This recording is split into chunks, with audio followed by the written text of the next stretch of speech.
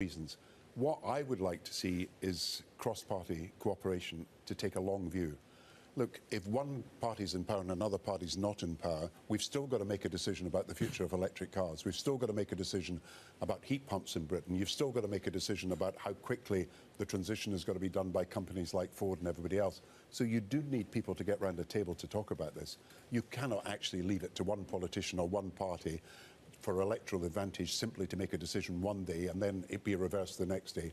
So we need a debate on what climate change means for each member of the public, and we need to have a plan that both parties in Britain and parties in other countries can agree on. And I think it's really important. All these long-term decisions are becoming the victim of, if you like, immediate political campaigning. And that's the big mistake we're making. These are long-term issues that have got to be resolved.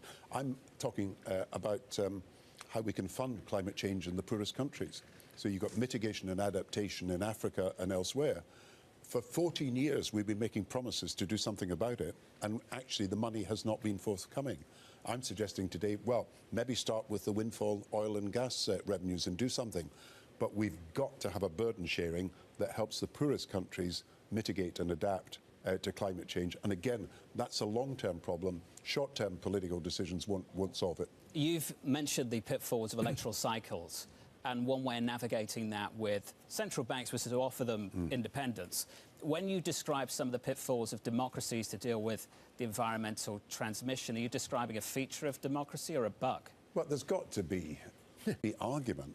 But I think you've got to get your politicians to focus on the long term and not the short term. Look, the reason we made the Bank of England independent was not because we thought it would be better fiscal, that you should separate fiscal and monetary policy. In fact, there should be better coordination. It was because we saw that politicians were making decisions purely for the short term. So you need that long-term view, and you will get politicians now, leaders now, that realise that they cannot win in politics unless they have a vision for the times ahead. And we're trying to suggest, look, here are real problems that can be dealt with. Don't give up on it. Don't give up on the possibility of solving them. It can be done. There's a word that's used at the very end of the book, and I might butcher the word. Is it kintsugi? Right. To the three of you, gentlemen, thank you. Thank you very much for joining us in London. Thank you very much. Thank you.